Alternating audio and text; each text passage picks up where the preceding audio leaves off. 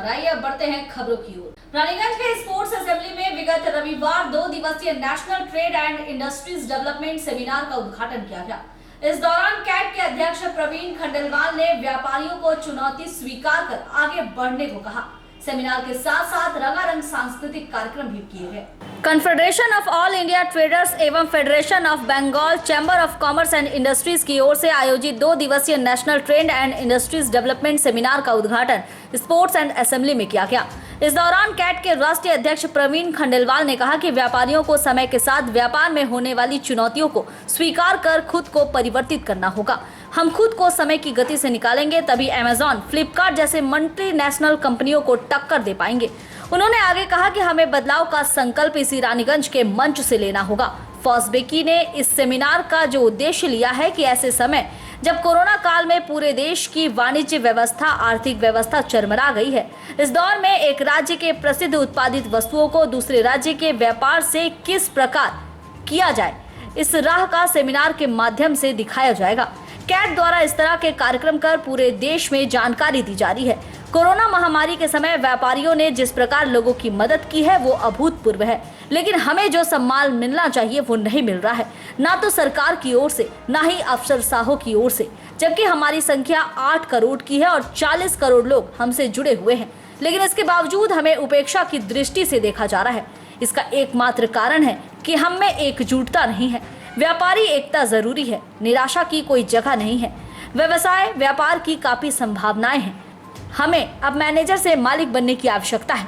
Cat के राष्ट्रीय उप चेयरमैन बृजमोहन अग्रवाल ने कहा कि हमें एकल के बजाय कोऑपरेटिव होकर व्यापार करने की जरूरत है। 20 व्यापारी मिलकर एक ब्रांड से वस्तु उत्पादित करें, संयुक्त रूप से मिलकर अधिक से अधिक संख्या में माल खरीदे, तभी प्रतिस्पर्धा में टिक पाएंगे। सेमिनार के दौरान फॉस्बेकी के चेयरमैन सुभाष अग्रवाल ने व्यापारियों के पूरे देश में उपेक्षित होने पर गहरा दुख जताते हुए कहा कि व्यापारियों को सम्मान मिले और वो स्वाभिमान मिले जिसके वो हकदार है।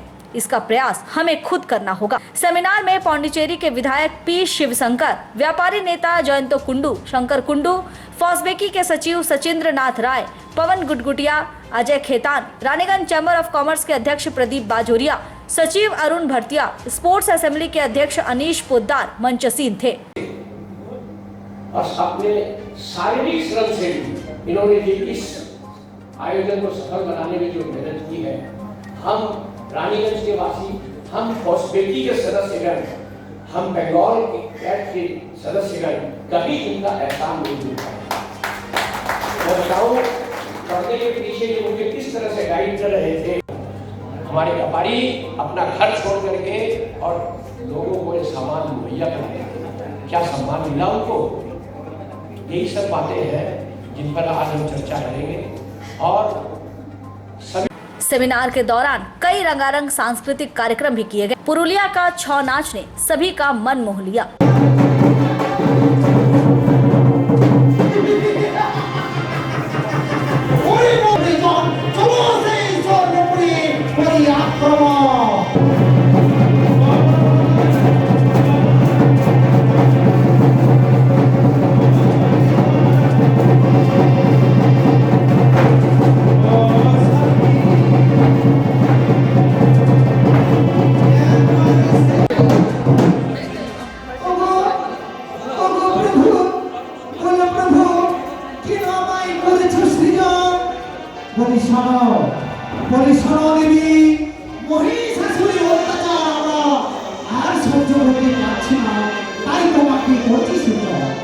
এই ব্রহ্মদেব দিয়েছেন সে মহিষাসুরকে, সে নারীর হস্তে হইতে বড়। তাই আমার সকল মিলে তোমায় করেছে সুন্দর। তুমি শীঘ্রই সেই মহিষাসুর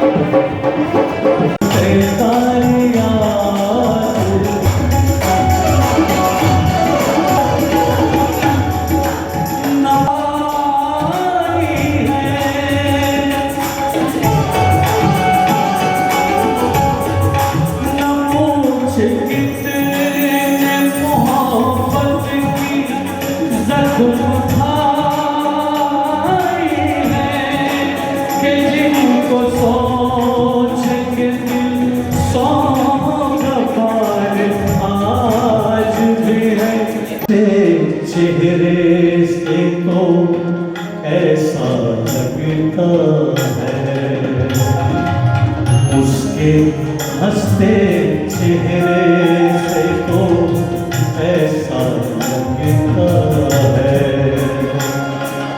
शायद उसको मेरा मिलना अच्छा लगता है। उसके हंसते चेहरे से तो ऐसा लगता है।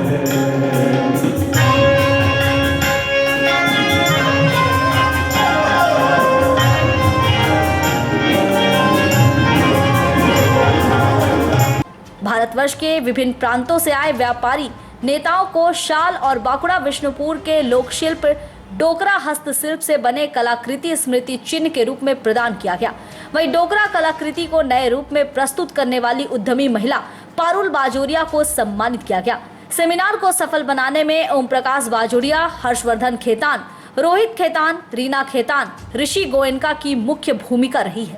या फिजिकल मिले हम अपनी बात शुरू करें, किसके यहाँ पर क्या उत्पादन होता है उसकी जानकारी। और मैं ईमानदारी से अगर कहूँ तो यहाँ जितने डेलीगेट आए हैं वो कम से कम 10 बार, 15 बार, 20 बार आपस में मिल चुके हैं, परंतु कौन किस चीज का व्यवसाय करता है इस बात की जानकारी बहुत कम लोगों को। आपस में हमारा मेल जोल नहीं है, आपस में हम अपनी सूचनाओं का आदान प्रदान नहीं करते हैं, कैसे बढ़ेगा ये काम। इस काम को बढ़ाना बहुत जरूरी है। हमारे जो शीर्ष राज्य है जो बहुत उत्पादन करते हैं, महाराष्ट्र है, गुजरात है, उधर हरियाणा है, पंजाब है, साउथ के कुछ राज्य हैं, उन लोगों को यहाँ बहुत उत्पादन होता है। कुछ है जो कंज्यूमिंग स्टेट्स है, हमारा नॉर्थ ईस्ट है जो भी कंज्यूमिंग स्टेट्स है। हमारे और भी बहुत से पिछड़े हुए राज्य, सबसे पिछड़े हुए तो पूर्वी भारत वाले हैं। इस तरह की एक परिचर्चा को आरंभ करने का मेरा उद्देश्य था, उसी वजह से मैंने ये सेमिनार का आयोजित किया है। और मुझे उम्मीद है कि इस सेमिनार से हम सभी इसका लाभ उठाएंगे। मैंने जब प्रवीण जी से इसकी चर्चा की कल हफ्ते में, तो उन्होंने कहा कि इस विषय पर मैं अकेले 1 घंटे बोल सकता हूँ। मेरा बड़ा अजीज सब्जेक्ट है, मुझे बड़ी खुशी हुई, उनका आशीर्वाद मिल गया, उनका गाइडेंस मिल गया, उनका मार्गदर्शन मिल गया। आज हम लोग प्रवीण जी से ही मैंने जो शुरुआत की है, क्या करना है, कैसे करना है, हम प्रवीण जी की बातों को सुनना चाहेंगे। पर उद्देश्य यही है, हमारा जो छठ व्यापार जो कोरोना के बाद हो चुका है टोटल, उसको कैसे रिवाइव करें। हमारे व्यापारी, मैं तो नाम लेकर के कहता हूँ, कुछ व्यापार जो मेरे नजर में है, जैसे टूरिज्म इंडस्ट्री है, होटल इंडस्ट्री है, आपके ये जो मैरिज से जुड़े हुए जितने लोग हैं, वो कैटरर है, फूड वाले हैं,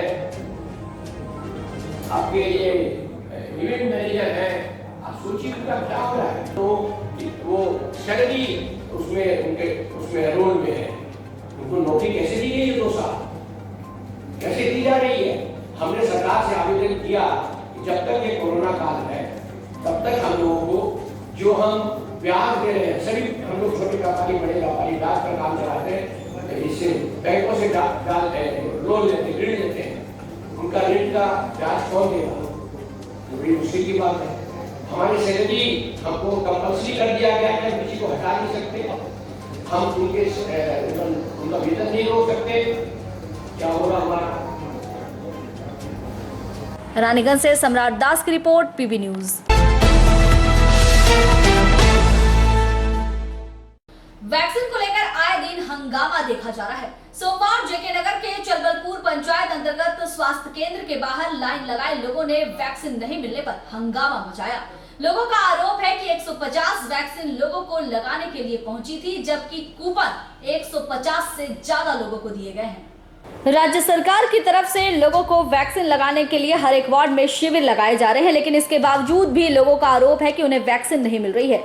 जेके नगर के LS चलबलपुर कोलियरी पंचायत अंतर्गत स्वास्थ्य केंद्र में सोमवार वैक्सीन लगाया जा रहा था, लेकिन इस दौरान लोगों ने जमकर हंगामा मचाया।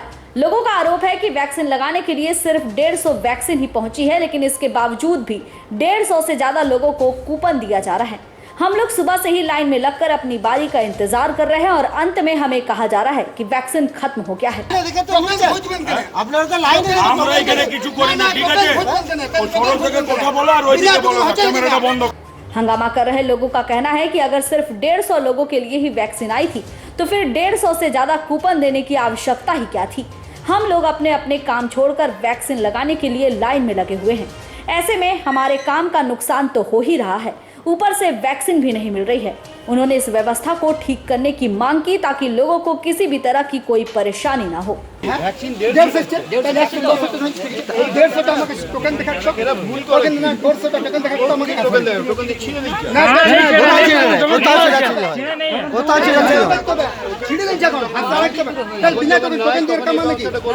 আমাদের কাজ হচ্ছে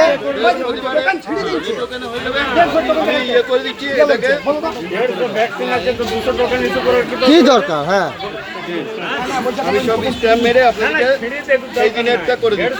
কোন দিন একটা দিচ্ছে না, আমাদেরকে কাজ ছেড়ে দিচ্ছে না, আমাদেরকে দিতে হবে আজকে। না রে ভাই, আমি না, আমাকে ছুটি দিচ্ছে না, আমি ছুটি পাইনি, আমাকে দিতে হবে ভ্যাকসিন। আমাকে ছুটি, আমি ছুটি পাইনি, আমাকে ভ্যাকসিন দিতে হবে, নাহলে আপনার আমরা আমাদের কোম্পানির সাথে কথা বলতে হবে। আপনাকে কথা বলতে হবে, আমাদের স্যারের সাথে আপনাকে কথা বলতে হবে। আমার হচ্ছে আমার ভ্যাকসিন চাই, আমার কোম্পানি চাই না, আজকে ছুটি দিয়েছে আমাকে। আমার bureau report PB news.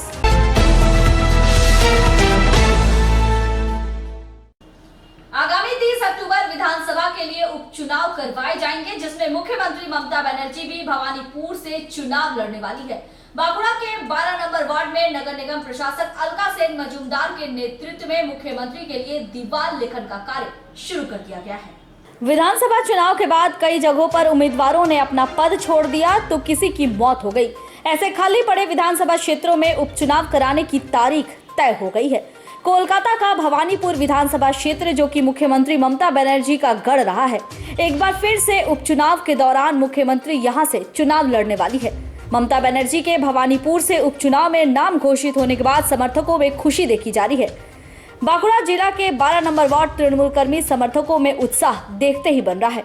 Bankura नगर निगम प्रशासक अलका सेन मजूमदार के नेतृत्व में दीवार लेखन किया जा रहा है। दीवार लेखन में बांग्ला निजेर में के चाय और भवानीपुर विधानसभा उपचुनाव में ममता बनर्जी को प्रचंड बहुमत से जिताए, ये वाक्य लिखे जा रहे हैं। खासकर तृणमूल पार्टी की महिलाओं में ये खुशी साफ दिखाई दे रही है। यहाँ आपको बता दें कि विधानसभा चुनाव के पहले टीएमसी नेता और पूर्व मेदिनीपुर से विधायक शुभेंदु अधिकारी ने भाजपा का दामन थाम लिया था और भाजपा के टिकट से यहाँ चुनाव भी लड़ा था।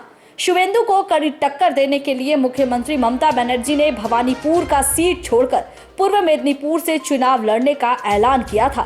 हालांकि इसमें ममता बनर्जी को हार का मुंह देखना पड़ा था, जिसके बाद ममता बनर्जी मुख्यमंत्री तो बन गई, लेकिन उनके पास एक समस्या रह गई और वो थी एमएलए का चुनाव जीतना। अक्टूबर महीने तक मुख्यमंत्री ममता बनर्जी को किसी भी सीट से चुनाव जीतना जरूरी है, तभी वो मुख्यमंत्री की कुर्सी पर विराजमान रह सकती है।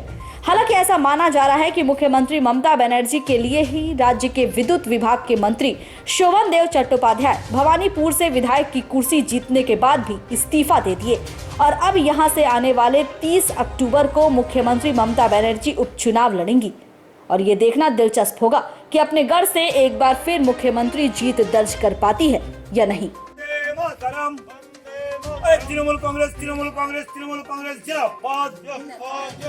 तृणमूल कांग्रेस ममता बनर्जी जिंदाबाद। अरे রূপশ্রী দিচ্ছে কে? আরে খাদ্য সাথী দিচ্ছে কে? আরে স্বাস্থ্য সাথী দিচ্ছে কে?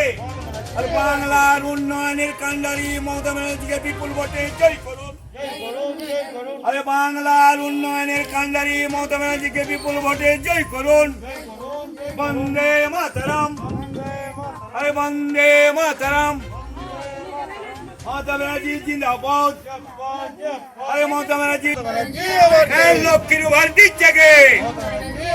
अरे বাংলার নয়নমণি উন্নয়নের কারণ বাংলা নিজের মেয়েকেই চায়, কারণ বিধানসভা নির্বাচনে সারা পশ্চিমবাংলায় একটা আমরা আওয়াজ তুলেছিলাম যে বাংলা নিজের মেয়েকে চায়। বাংলা তার প্রমাণ দিয়ে দিয়েছে যে বাংলা তার নিজের মেয়েকেই চায়, মমতা বন্দ্যোপাধ্যায়কেই চায়। আজকে তাই ভবানীপুরের যে উপনির্বাচন হবে সেই উপনির্বাচনে মমতা বন্দ্যোপাধ্যায়কে ভবানীপুরে নয়, বাংলার মানুষ চায় মমতা বন্দ্যোপাধ্যায়কে। মমতা বন্দ্যোপাধ্যায় যেভাবে পশ্চিমবাংলার মানুষের পাশে থেকে মানুষের কাজ করছেন, সেই জন্য পশ্চিমবাংলার মানুষ চায়, শুধু ভবানীপুর নয় সারা পশ্চিমবাংলার মানুষ চায় যে মমতা বন্দ্যোপাধ্যায় নিজের ঘরের মেয়ের মতন থাকুক এবং উপনির্বাচনে তাকে বিপুল ভোটে তাকে জয়ী করবার জন্য আমরা দেয়াল লিখন লিখছি। সেই কারণেই আজকে আপনারা মমতা বন্দ্যোপাধ্যায়কে আরও উৎসাহিত করার জন্য কি এই দেয়াল লিখন। बांकुड़ा से अनूप राय की रिपोर्ट, पीबी न्यूज।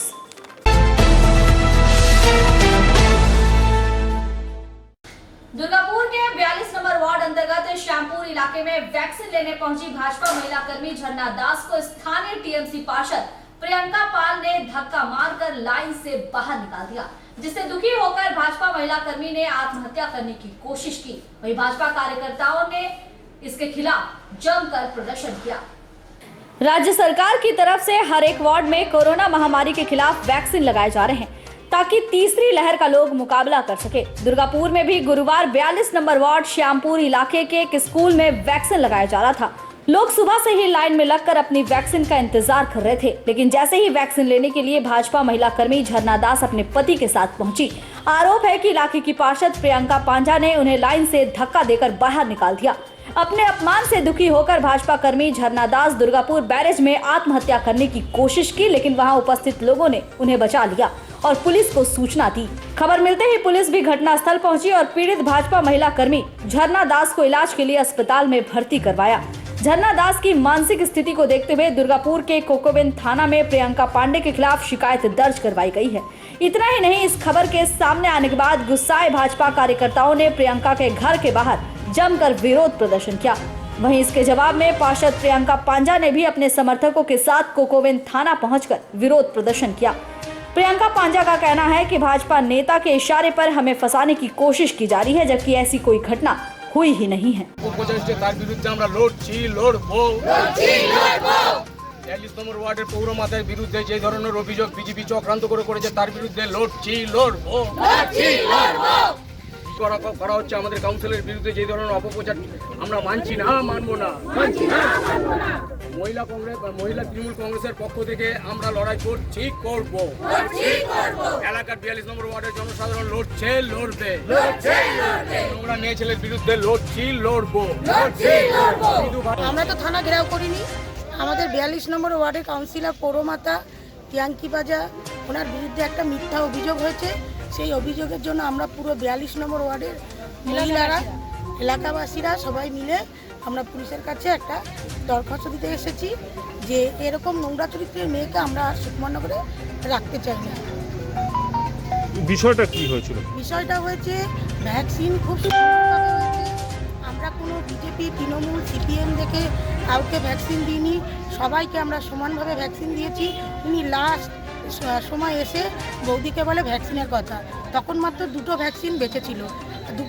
দুটো বয়স্ক লোক ওখানে দাঁড়িয়েছিল। তখন বৌদি বললো এই বয়স্ক লোক দুটোকে আগে দেওয়া হোক, আর ওনাকে কালকে সুভাষপল্লিতে ভ্যাকসিন আছে, আপনি সুভাষপল্লিতে লাইন দিতে হবে না, প্রথমেই আপনি ভ্যাকসিন পাবেন। উনি খুব জিদাজিদি করছে না আমাকে দিতেই হবে। তখন বৌদি বলছে ঠিক আছে 10 দিন পরে আবার ভ্যাকসিন আসতে, তখন আপনাকে দিয়ে দেওয়া হবে। উনি সেটা মানলো না। আর আমাদের বৌদি যদি ওনাকে ঘাড় ধাক্কা দিয়ে বের করে দিত, এখন সবার হাতে একটা করে মোবাইল রয়েছে, তারা সঙ্গে সঙ্গে সেই মোবাইলে থেকে তুলে নিত। আর বিজেপির নেতারা যা বলছে যে আমরা শুধুমাত্র তৃণমূলের কর্মীদের দিয়েছি, আমি তাদেরকে একটা কথাই বলতে চাই যে দাদা, আমরা কিন্তু কোনো বিজেপি, সিপিএম, তৃণমূল দেখে দিইনি। আমরা তৃণমূলকেও যেমন দিয়েছি, সিপিএমকেও দিয়েছি, আবার বিজেপির যারা কর্মী তাদেরকেও দিয়েছি।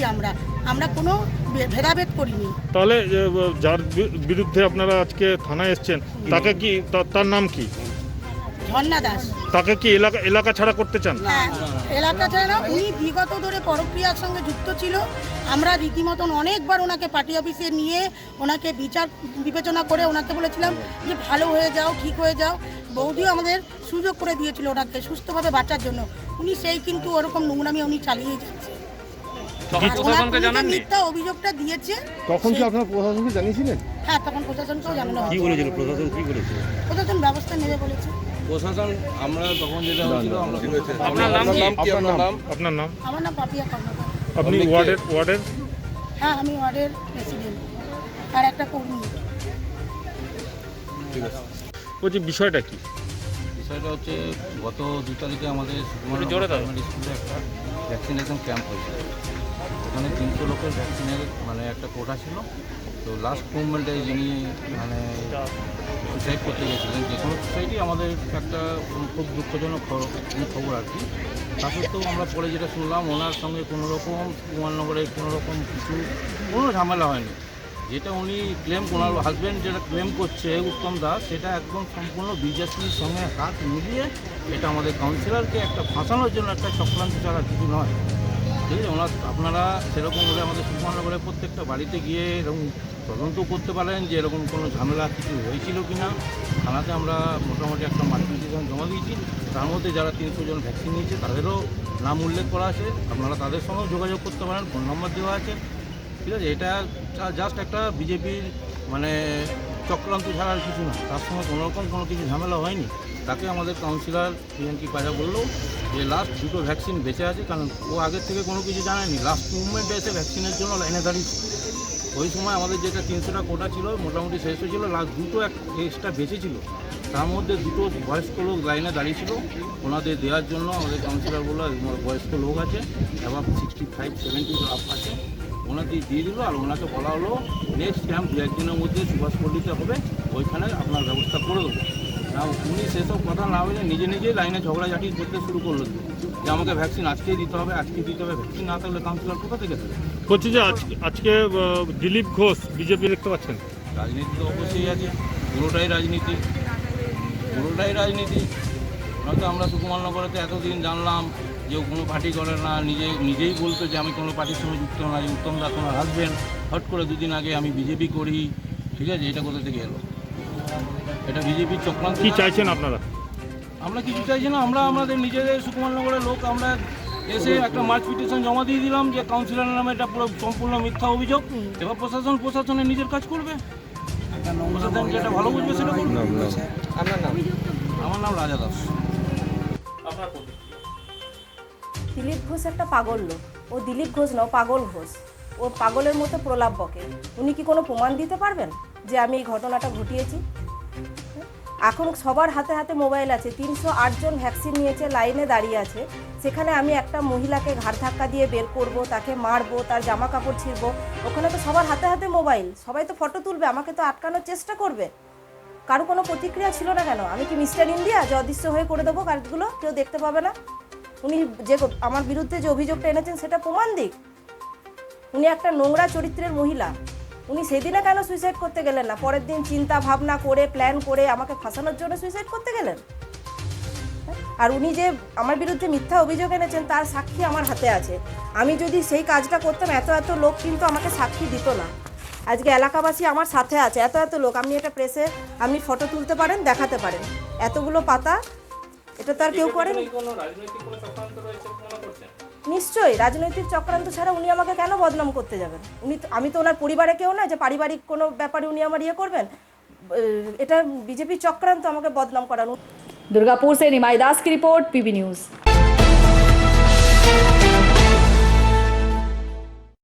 जामुरिया बोरो 1 में board of administrator Dibyendu Bhagat ने अपना पदभार ग्रहण किया, जहां Jamuria chamber of commerce and industries की तरफ से फूल का गुलदस्ता देकर उन्हें सम्मानित किया गया। आसनसोल नगर निगम के जामुरिया बोरो 1 में board of administrator Dibyendu Bhagat ने सोमवार अपना पदभार ग्रहण किया। पदभार ग्रहण करने के बाद Jamuria chamber of commerce and industries के जयप्रकाश डोकानिया, प्रदीप डोकानिया, महेश सावरिया, संदीप खेतान, रमेश मंगोदिया के अलावा चैम्बर के सभी सदस्यों ने फूल का गुलदस्ता देकर सम्मानित किया। इसके साथ ही इस दौरान ब्लॉक 1 के अध्यक्ष साधन राय, शेख शानदार, राखी कर्मकार, बाटुल रजक, रामचंद्र नोनिया, बानेश्वर हेमब्रॉम, चंद्रनाथ मुखर्जी, दीनू बावरी उपस्थित थे। इस मौके पर दिवेंदु भगत ने कहा कि आज जो बोरो 1 का दायित्व जिस उम्मीद से उन्हें दिया गया है उसे वे जरूर पूरा करेंगे। साथ ही इस इलाके के सभी समस्याओं का समाधान करने के लिए लोगों की सहायता चाहिए, ताकि जिस तरह से पश्चिम बंगाल में तृणमूल की सरकार आने के बाद चारों तरफ विकास का कार्य हुआ है, उस तरह से जामुड़िया में भी कार्य को और आगे बढ़ाया जाए। जामुड़िया में पानी की समस्या और जाम की समस्या के बारे में जब उनसे पूछा गया तो उन्होंने कहा कि पानी की समस्या अब जामुड़िया में नहीं होगी, क्योंकि जामुड़िया के विभिन्न क्षेत्रों में पानी का पाइपलाइन लगाया जा रहा है। वहीं जाम की समस्या को लेकर उन्होंने कहा कि जामुड़िया बाजार में सड़क चौड़ी नहीं होने के कारण यहाँ जाम की समस्या बनी रहती है। इसे लेकर किस तरह से इसका समाधान किया जाए, इस पर बहुत जल्द ही विचार किया जाएगा। सारे जगह देखिए, आज आसनसोल म्यूनिसिपल कॉर्पोरेशन के अंतर्गत जो कुल्टी जो था, कुल्टी में माननीय मुख्यमंत्री के माने ये से माननीय मुख्यमंत्री के आशीर्वाद समस्या है। ये समस्या बहुत जल्दी दूर हो जाएगा और इसका रोस्टेशन का काम हम लोग का सारा चल रहा। आज जो पाइपलाइन बिछाया गया बहुत जगह, उसका रोस्टेशन का काम हम लोग का ऑलरेडी स्टार्ट हुआ है और चल रहा है और हम लोग बहुत जल्द रोस्टेशन करने का कोशिश चेष्टा कर रहे हैं और जरूर हम लोग जामुड़िया के विकास के लिए कुछ करेंगे। जामुड़िया में जाम किसी समस्या तो देखिए सब जगह हम लोग धीरे धीरे इस जाम का समस्या से हम लोग लोगों को मुक्त करा नहीं सकेंगे। और समझ रहे हैं तो यहाँ पर रास्ता घाट उस तरह से चौड़ा नहीं हुआ, लेकिन जनसंख्या जिस तरह से वृद्धि हुआ और यहाँ पर जिस तरह से गाड़ी घोड़ा बढ़ा, इसको सिस्टमेटिक वे में लाने से, सिस्टमेटिक ढंग से चलाने से स्वाभाविक रूप से अगर ये जाम के समस्या से हम लोग निपट पाएंगे। आप प्यार हमको सब सुनना चाहिए और अगर मिलजुल कर हम लोग काम कर पाएँ तो हम लोग ये जामुड़िया शहर और अच्छी तरह से हम लोग बना सकेंगे। सर, जामुड़िया में एक्चुअली आसनसोल म्यूनिसिपल कॉर्पोरेशन के विरोधी दल में आसनसोल म्यूनिसिपल कॉर्पोरेशन के अंतर्गत अब हम लोग तो आए हैं यहाँ पर जामुड़िया में। जामुड़िया में आने के बाद पहले क्या हुआ वो तो हम रिपीट नहीं करेंगे। और जामुड़िया में आने के बाद अब हम लोग दायित्व लिए, हमारा अमरनाथ चटर्जी जो एडमिनिस्ट्रेटर हैं वो आए हैं। आज सारा पश्चिम बंगाल में आप देख रहे हैं जो उन्नयन का जो जुआर जो बढ़ रहा है और इसी तरह से हम जामुड़िया में माननीय मुख्यमंत्री ममता बनर्जी के आशीर्वाद से आज यहाँ पर हम लोग चल रहे हैं। और जामुड़िया में आज जिस तरह से सारे राज्य में काम हो रहा है उस तरह से जामुड़िया में भी काम होगा और आसनसोल म्यूनिसिपल कॉर्पोरेशन का उद्योग से यहाँ पर जितना डेवलपमेंट कर रहा हूँ मैं सारा डेवलपमेंट करने के लिए यहाँ। जामुड़िया से दिलीप साव की रिपोर्ट, पीबी न्यूज़।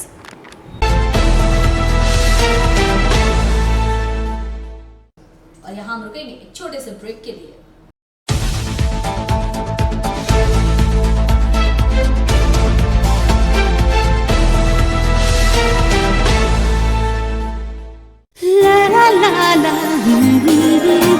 রান্নাঘরের আমি রানী, আসল গুঁড়ো মশলাটা জানি, স্বাদে সুস্বাদু অল্প একটুতেই রান্নায় জাদু, সুগন্ধ সুরুচির বাহারে মনপসন্দ আহারে। মনপসন্দ গোটা ও গুঁড়ো মশলা ঠিক মনে। অ্যাগ্রো ফ্রেশ স্বাদের পাশাপাশি আপনার স্বাস্থ্যের পুষ্টিগুণে সমৃদ্ধ। অ্যাগ্রো ফ্রেশ আটা, ময়দা, সুজি, বেসন, ছাতু ও ডালিয়া। Agro fresh pure fresh and natural.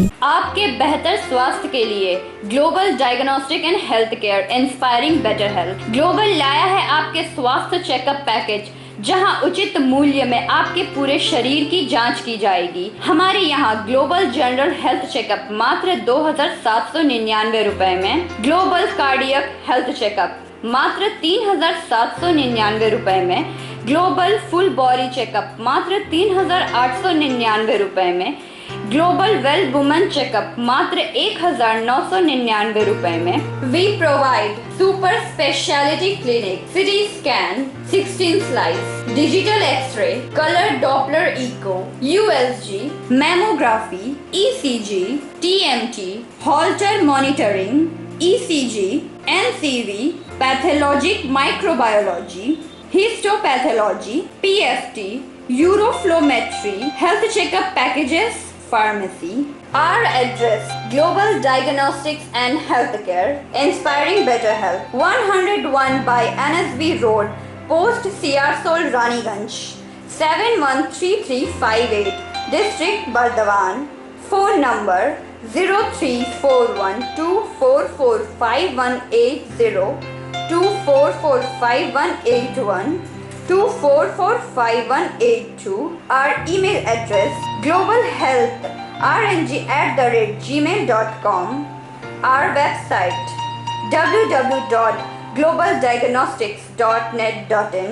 यहाँ स्थित दवा दुकान में सभी दवाइयों पर 10% की विशेष छूट।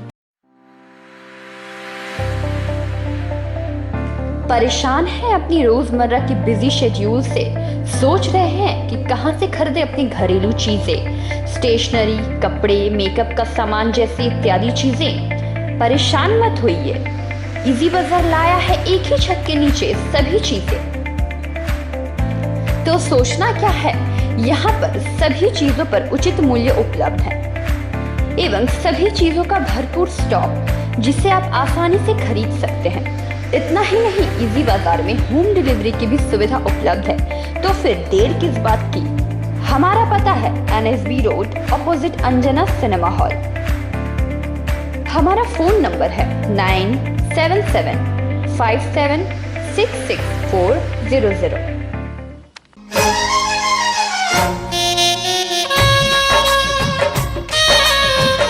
আসছে পুজো, আসছে খুশির লহর, তা কি পরবেন নিয়ে মাথায় চিন্তার ভাঁজ। আর চিন্তা নয়, কৈলাঞ্চলের সুপ্রসিদ্ধ লীলাবতী।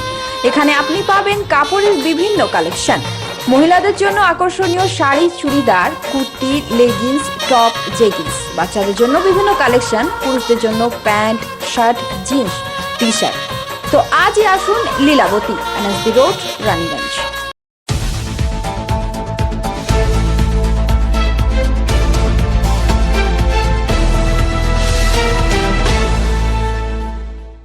ब्रेक के बाद आप सभी दर्शकों का स्वागत है। मैं हूं प्रियंका और आप देख रहे हैं PB न्यूज। अब जाते हैं खबरों की ओर। पत्नी की तानाशाही बर्दाश्त नहीं करने के कारण बीते रात को अपने ही घर में कुत्ते के बेल्ट से पत्नी के गले में फंसाकर पत्नी की हत्या कर दी। उसके बाद पति ने रात में ही अपनी ही बाइक से कांसा थाना जाकर आत्मसमर्पण भी कर दिया। पत्नी की तानाशाही बर्दाश्त नहीं करने के कारण पति ने बीते रात को अपने ही घर में कुत्ते के बेल्ट से पत्नी के गले में लगाकर उसकी हत्या कर दी। उसके बाद रात में ही बाइक चलाकर कांसा थाना में जाकर आत्मसमर्पण किया और पुलिस को घटना की समस्त जानकारी दी। उसके बाद पुलिस घटनास्थल पर पहुंची और शव को अपने कब्जे में लेकर पोस्टमार्टम के लिए अस्पताल भेज दिया और घटना की जांच पड़ताल शुरू कर दी। कांसा थाना अंतर्गत बाबूनाड़ा इलाके में यह घटना घटी है। जानकारी के मुताबिक मृत महिला का नाम इप्सा प्रियादर्शनी है। इप्सा प्रियादर्शनी के पति विप्लव प्रियादर्शनी मामड़ा बाजार के राष्ट्रीय बैंक के असिस्टेंट मैनेजर है। 2019 में उनकी अरेंज मैरिज हुई थी। कटक निवासी इप्सा के साथ बाबूनाड़ा में वे घर में भाड़े में रहते थे। सूत्रों के मुताबिक विवाह के बाद से ही कुछ न कुछ बातों को लेकर दोनों के बीच विवाद होता ही रहता था। रविवार की रात को विप्लव की पत्नी इप्सा इतने ही ज्यादा पति को उत्तेजित कर दी कि हाथ के सामने रखे कुत्ते के बेल्ट से पति ने पत्नी की हत्या ही कर डाली, जिसके बाद पति ने खुद ही पुलिस के पास जाकर आत्मसमर्पण कर दिया। पुलिस ने तुरंत उसे गाड़ी पर बैठाकर घटनास्थल पर ले गए। दरवाजा खुलते ही देखा कि फर्श पर गिरी हुई है उनकी पत्नी। उसके बाद पुलिस ने विप्लव प्रियादर्शनी को पूरी घटना की जानकारी दी। उसके बाद पुलिस को विप्लव प्रियादर्शनी ने घटना की पूरी जानकारी दी और कहा कि पत्नी ने मुझे इतना उत्तेजित कर दिया था कि बाध्य होकर मैंने उसकी हत्या कर दी। पुलिस की तरफ से बताया गया है कि इप्सा के परिवार के लोगों को इसकी सूचना दी गई है। परिवार के लोग आते ही इस घटना के बारे में और भी कुछ तथ्य मिलेंगे।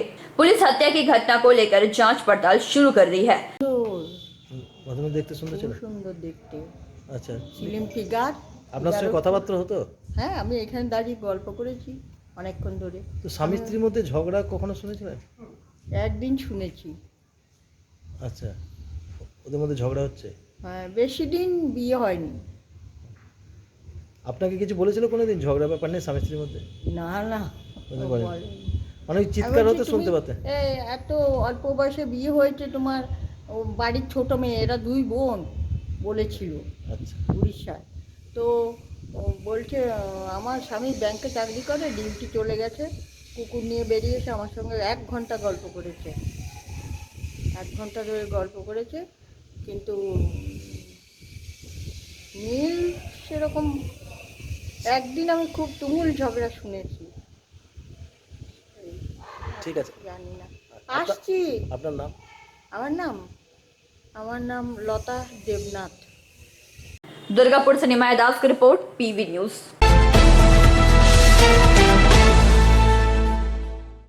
बांकुड़ा के स्कूल डंगा के खाद्य नियंत्रण विभाग में सोमवार एक कार्यक्रम में खाद्य राज्य मंत्री ज्योत्सना मांडी को पश्चिम बंगाल राज्य सरकारी कर्मचारी फेडरेशन के कर्मियों ने सम्मानित किया।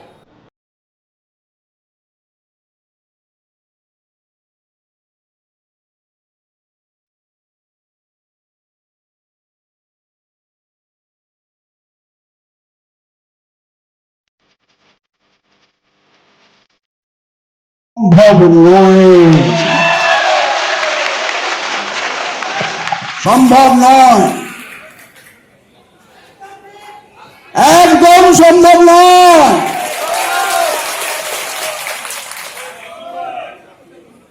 করা যাবে না।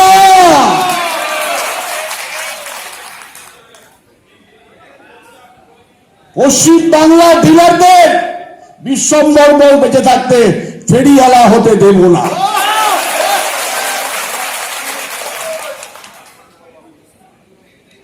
माईजी राशन लाया राशन, माईजी गेहूं लाया गेहूं, চাল এনেছি মা, চাল এনেছি। তুমি দয়া করে নিচে এসো, জামা কাপড়টি পরে মা কিভাবে পরে আছো, কি পরে আছো জানি না মা, এসো মা, নিচে এসো মা। আমি দাঁড়িয়ে থাকবো বিশ্বম্ভর ঘোষ। কখন মা নেমে আসবেন তাকে কাটা ওজন করে মার ও আঙুলে ছাপ দেবো, মার হাত ধরে, বোনের হাত ধরে। যদি হাতটা এদিক ওদিক লেগে যায় তখন কি আন্তরিক শুভেচ্ছা প্রণাম জানাই আমাকে এত সুন্দর একটা প্রোগ্রামে আমন্ত্রণ জানাবার জন্য এবং এত সুন্দরভাবে আমাকে ওয়েলকাম করার জন্য। মাননীয় মুখ্যমন্ত্রীর চেষ্টায় এবং ওনার অনুপ্রেরণায় যে আজকে আমরা সরকারি কর্মচারী যারা আপনারা আছেন বিভিন্ন কাজের সাথে নিযুক্ত এবং সাথে সাথে আমরা যারা মানুষকে সুবিধা দেওয়ার জন্য কাজের সূত্রে কাজের সুবিধা দেওয়ার জন্য আমরা যারা জনপ্রতিনিধি আছি, কর্মী যারা আছি, তারা সবসময় চেয়েছি যে প্রত্যেকটা মানুষকে তার সুযোগ সুবিধা দেওয়ার। আজকে মাননীয় মুখ্যমন্ত্রী মমতা ব্যানার্জি যে প্রত্যেকটা মানুষকে দুয়ারে সরকারের মাধ্যমে ওনার মাথা থেকে যে প্রকল্পটা বেরিয়েছে দুয়ারে রেশন, আপনারা জানেন যে আমরা প্রত্যেকটা মানুষকে তার খাদ্য সামগ্রী একেবারে দুয়ারে পৌঁছে দেওয়ার জন্য আমরা আগামী 15 তারিখ থেকে একেবারে মাঠে নেমে পড়ছি। আমার সকলের কাছে অনুরোধ থাকবে আপনারা অফিসারদেরকে সাহায্য করবেন, সাথে সাথে সমস্ত এই ডিপার্টমেন্টে যারা অফিসাররা আছেন তাদের কাছেও আমার অনুরোধ যে অত্যন্ত ভালোভাবে সমস্ত সাধারণ মানুষের সাথে ভালোভাবে কথা বলে আমাদের যা করণীয়, আমাদের যা রেশনের দ্রব্য সামগ্রী যাতে আমরা প্রত্যেকটা মানুষের কাছে পৌঁছে দিতে পারি, আমার সমস্ত অফিসারের কাছে এটা অনুরোধ থাকবে। সাথে সাথে যে আমাদের এই রাজ্য সরকারি কর্মচারী ফেডারেশন, আমার তো মনে হয় যে আরো বেশি স্ট্রং করা উচিত। এখানে যে সভাপতি আছেন, সম্পাদক আছেন, তাদের কাছে আমার একান্ত অনুরোধ আপনারা আবার একত্রিত হয়ে যে ইয়াং যারা আছেন, যারা সরকারি কর্মচারী যারা কাজ করছেন, তাদেরকে নিয়ে সংঘবদ্ধ এবং সংগঠিত করে আরো এটাকে বড় করুন। আরো যদি এটা আপনি বড় করেন, বিভিন্ন দিকে আমি অনেক প্রোগ্রামে গেছি, সেখানে কিন্তু অনেক সরকারি কর্মচারী থাকেন এবং তারা খুব সুন্দরভাবে প্রোগ্রাম করে, তাদের মধ্যে একটা সংঘবদ্ধ একটা ইউনিটি আছে। আপনারাও কিন্তু সেই চেষ্টা করুন, তাতে যদি কেউ নতুন করে দায়িত্ব নেয় সে আসুক, এগিয়ে আসুক। আমি সবসময় আগেও পাশে ছিলাম, এখনো পাশে থাকবো। আমি চাইবো যে সরকারি কর্মচারী ফেডারেশনটা অনেক স্ট্রং হোক, কারণ আমরা দেখেছি যে আমরা রাজনৈতিক ক্ষেত্রে দেখেছি যে সরকারি কর্মচারীর দিক থেকে কিন্তু আমাদের পলিটিক্যালি সংগঠনটা খুবই দুর্বল। আমরা কিন্তু ওই জায়গাটাতে কিন্তু পৌঁছে উঠতে পারিনি। আমরা ভোটের রেজাল্টে কিন্তু আমরা দেখেছি যখনই ভোট বাক্সে আসে তখনই কিন্তু সেখান থেকে আমাদের একটা কম হয়ে যায়। তো আমার মনে হয় আরো সংঘবদ্ধ হওয়া দরকার, আরো নতুন নতুন বুদ্ধি দরকার। আমরা যতই পুরনো যারা সভাপতি আছি না কেন, আপনারা দেখছেন যে সব টেকনোলজি কিন্তু নিত্য নতুন হচ্ছে। আপনারা আমার অফিসার, ফুড ডিপার্টমেন্টের অফিসারও দেখুন, তারা কিন্তু সবাই ইয়াং, প্রচন্ড কাজ করে। এই দুয়ারে রেশন নিয়ে কিন্তু ওনারা মাঠে নেমে পড়েছেন। তো আমার এটা মনে হয় যে আপনারা ইয়াংদেরকে সুযোগ দিন তারা এগিয়ে আসুক, তাদের মাথায় অনেক বুদ্ধি আছে। অবশ্যই আপনারা সিনিয়র, আপনারা যুক্তি দেবেন, বুদ্ধি দেবেন। সিনিয়রদের বুদ্ধি ছাড়া আমরা কখনোই কোনো কাজ কিন্তু সাকসেস হতে পারি না এবং এগিয়ে যেতে পারি না, আমার যেটা মনে হয়েছে। সাথে সাথে আপনি একটা থ্রেডের কথা বলেছেন, অবশ্যই আমি আমার ডিপার্টমেন্ট এবং আমার পক্ষ থেকে আমি চেষ্টা করবো যাতে সাধারণ মানুষের কষ্ট না হয়। আমরা প্রতিনিয়ত এটাই চেষ্টা করি যে কিভাবে সাধারণ মানুষকে আমরা উপকার করতে পারবো, কারণ এই নেত্রী আমাদেরকে এটাই শিখিয়েছেন যে সাধারণ মানুষকে উপকার করতে হবে। সো এখানে যে আপনি শেডের কথা বললেন, আমি অবশ্যই চেষ্টা করবো এখানে একটা শেড করে দেওয়ার, কারণ এখানকার মানুষেরই উপকার হবে। এইটুকু কথা বলে बांकुड़ा से अनूप राय की रिपोर्ट, पीवी न्यूज।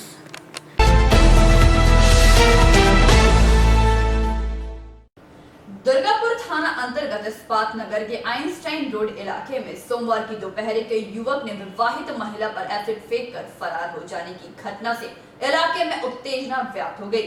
स्थानीय लोगों के सहयोग से जख्मी महिला को इलाज के लिए दुर्गापुर विधान नगर अस्पताल में भर्ती कराया गया।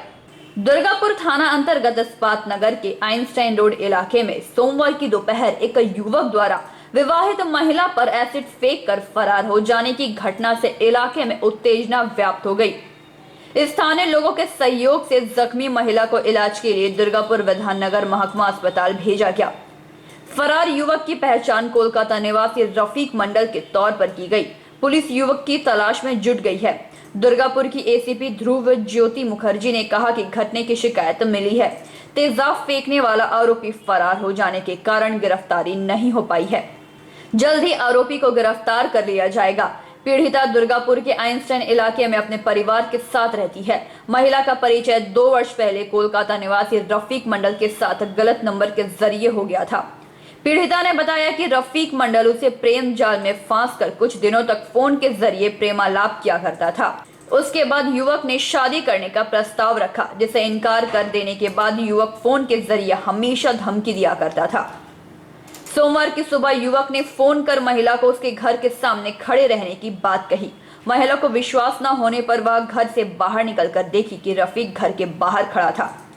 युवक फिर शादी करने का प्रस्ताव रखकर शादी करने की जिद करने लगा। शादी का प्रस्ताव इनकार करते ही युवक ने पॉकेट से सीसी में भरा तेजाब निकालकर उसके चेहरे पर फेंक कर फरार हो गया, जिससे महिला का चेहरा पूरी तरह झुलस गया। इलाके में इस तरह की घटना से लोगों के मन में भय और दहशत व्याप्त हो गया है। তদন্ত চলছে আমাদের আরো পরিষ্কার করে এখন ব্যাপারটা যাচ্ছে, জানা যায়নি, পুরোটা দেখা যাক, দেখা যাক, সেটা আমরা দেখছি কি হচ্ছে না হচ্ছে দেখছি, আমরা দেখছি, তদন্ত চলছে। दुर्गापुर से निमाय दास की रिपोर्ट, पीवी न्यूज।